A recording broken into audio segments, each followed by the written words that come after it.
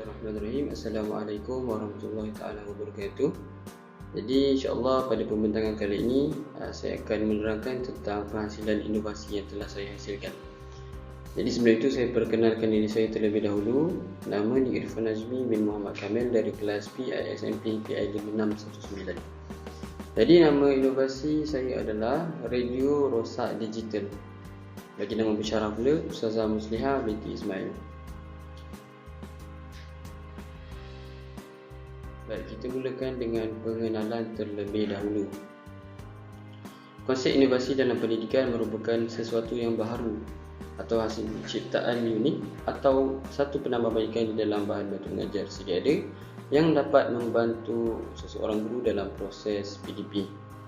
Jadi, menurut Kamus Dewan edisi keempat, perihal tindakan mengadakan, memulakan dan sebagainya, yakni sesuatu yang baharu. Baik, seterusnya pernyataan masalah dan kajian literatur. Jadi masalah yang saya senaraikan adalah murid dilihat sukar atau susah untuk mereka menghafal fakta-fakta penting berkaitan dengan latar belakang Hajjatul Wada' dengan betul dan tepat. Jadi untuk kajian literatur, menurut Farah 2018, semasa saya mengajar bidang sirah dalam tajuk Nabi Muhammad SAW Pemimpin Agung, terdapat sesetengah murid yang tidak dapat memahami dan mengingati fakta yang telah dipelajari. Jadi sama juga situasi macam PDP saya, di mana saya mengajar tentang Hajjatul Wada' dalam skop bidang sirah. Okay, baik, seterusnya menurut Abdul 2017, kebiasaannya murid akan mengalami kesukaran untuk mereka menghafal fakta-fakta.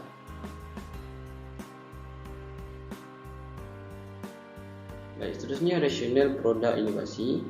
Jadi produk inovasi yang saya ingin hasilkan adalah bagi memudahkan murid untuk mereka menghafal fakta-fakta penting, iaitu berkaitan dengan latar belakang Hajjatul Wada'.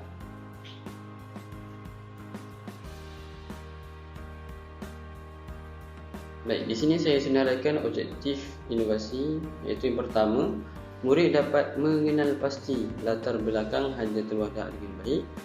Yang kedua, murid dapat menjelaskan fakta-fakta penting latar belakang Hajjatul Wada' mengikut urutan yang betul dengan tepat. Jadi saya senaraikan dua objektif inovasi. Baik, kita teruskan pula dengan skop dan limitasi. Untuk skop inovasi saya hasilkan ini adalah pada subjek pendidikan Islam tahun 6 dalam subtopik Hajjatul Wada'.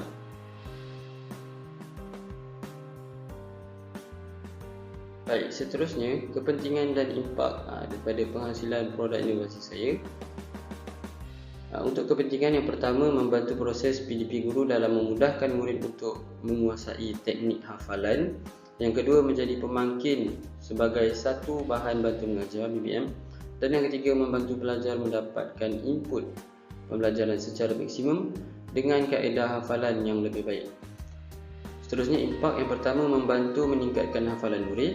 Yang kedua, memberi peluang kepada murid untuk merasai pengalaman pembelajaran yang lebih bermakna melalui inovasi yang dihasilkan.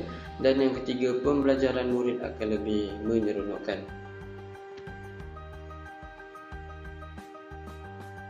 Baiklah, seterusnya anggaran kos. Jadi bagi anggaran kos ini tiada sebarang kos ataupun pengeluaran wang digunakan sepanjang saya menghasilkan produk inovasi ini. Hal ini kerana pembinaan produk inovasi ini hanya menggunakan software percuma sahaja. Okey, sebagai contoh, saya menggunakan PowerPoint, YouTube, Google Chrome dan sebagainya. Jadi tak ada keluarkan sebarang duit lah.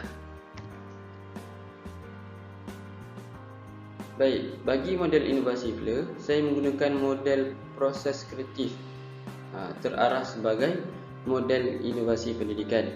Selain itu, model ini juga membuktikan bahawa sebelum sesuatu pelaksanaan dilakukan secara berterusan, setiap produk yang dihasilkan mestilah mampu diaplikasikan, dan sekiranya terdapat ketidaksesuaian, maka penambahbaikan secara konsisten perlu dilakukan sehingga sesuatu produk itu boleh digunakan bukan saja kepada kita, malah kepada orang lain.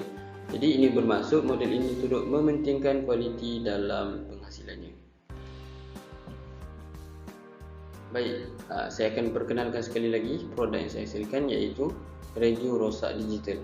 Jadi radio rosak digital ini digunakan bagi membantu murid menghafal dengan mudah latar belakang Hajatul Wada dengan terpahat. Baik,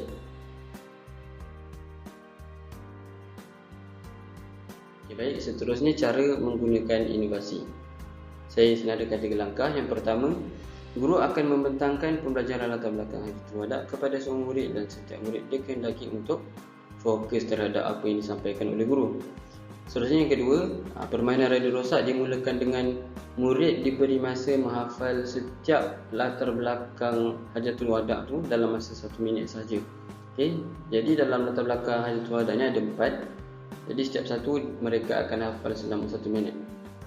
Yang ketiga, guru akan memberikan kata kunci kepada murid, dan seterusnya murid akan menyambung semula kata kunci itu sehingga membentuk satu latar belakang ataupun satu ayat yang sempurna. Dan yang terakhir, bagi aktiviti pengukuhan, murid akan menjawab soalan kuis melalui permainan word wall. Baik, seterusnya saya akan tayangkan berkaitan dengan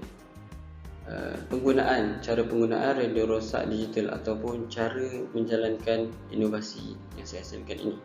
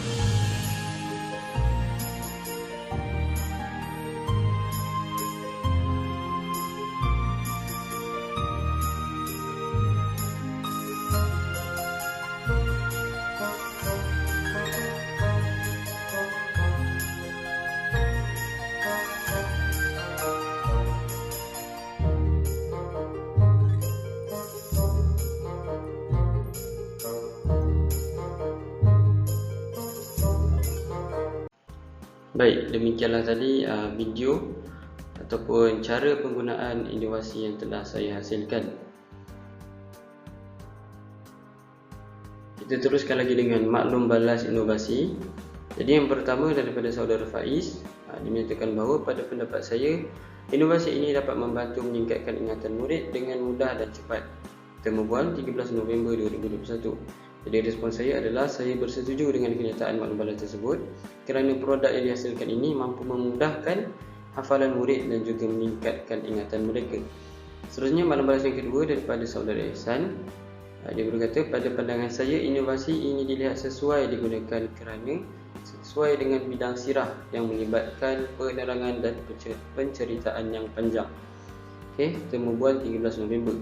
Jadi respon saya adalah saya bersetuju dengan kenyataan tersebut kerana ia bertepatan dengan kajian yang telah saya kemukakan pada slide sebelum ini. Baik, seterusnya maklum balas inovasi yang ketiga. Pada pendapat saya, inovasi ini boleh diterangkan dengan lebih jelas lagi supaya guru lain boleh menggunakannya pada masa akan datang. Temu bual 13 November, Saudara Fizani. Jadi saya bersetuju dengan apa yang diberitahu oleh Saudara Fizani dan saya telah menerangkan cara penggunaan inovasi ini pada slide sebelumnya dengan sangat jelaslah.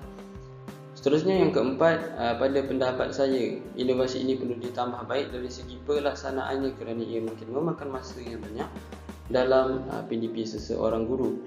Daripada Solihin 13 November melalui temu bual. Jadi respon saya adalah inovasi yang telah saya bentangkan ini sebenarnya saya telah laksanakan sewaktu praktikum fasa 1 tempoh hari. Dan ia sebenarnya mengambil masa kurang daripada 10 minit. Jadi ia sesuailah kalau kita nak terapkan dalam PDP. Seterusnya maklum balas yang kelima daripada Saudara Imran. Radio Rosak Digital ini merupakan inovasi yang menerapkan pendekatan didik ibu dan ia sangat sesuai dengan murid sekolah rendah. Temu bual 13 November 2021. Respon saya, ya, hal demikian kerana produk inovasi yang dihasilkan menggunakan animasi yang menarik dan sesuai dengan murid sekolah rendah. Dan yang terakhir, maklum balas yang keenam daripada Saudara Nazri. Pada pendapat saya, inovasi yang dihasilkan adalah sangat baik kerana ia melibatkan murid secara aktif dalam proses PDP. Temu bual 13 November 2021. Jadi respon saya adalah tepat sekali. Hal ini kerana produk ini akan melibatkan setiap murid untuk memberi respon.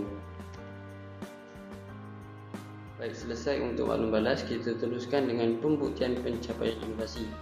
Saya senaraikan 3 pembuktian. Yang pertama, 80% murid mampu mengulang kembali setiap latar belakang yang ada. Yang kedua, 92% murid menyatakan inovasi yang dihasilkan adalah meronokkan. Dan yang ketiga, 88% murid mampu mencapai skor lebih daripada 90%. Baik, kita akan lihat lebih teliti untuk keberkesanan inovasi bagi kemampuan murid untuk menghafal latar belakang hajat wadah. Jadi dapat kita lihat dekat sini 80% murid yang dapat menghafal dengan baik dan 20% murid yang tidak dapat menghafal dengan baik. Seterusnya kita lihat pula dari aspek inovasi yang dihasilkan adalah sama ada meronokkan ataupun tidak. Jadi 92% daripada murid mengatakan mereka suka terhadap inovasi yang dihasilkan. Manakala baki iaitu 8%, ada 8% yang mungkin kurang minat terhadap inovasi ini.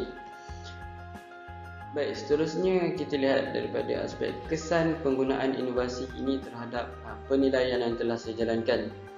Jadi dapat kita lihat dekat sini 88% murid memperoleh markah 90 hingga 100%. Jadi dapat kita lihat dekat sini murid dapat menguasai topik yang saya sampaikan melalui inovasi yang saya hasilkan.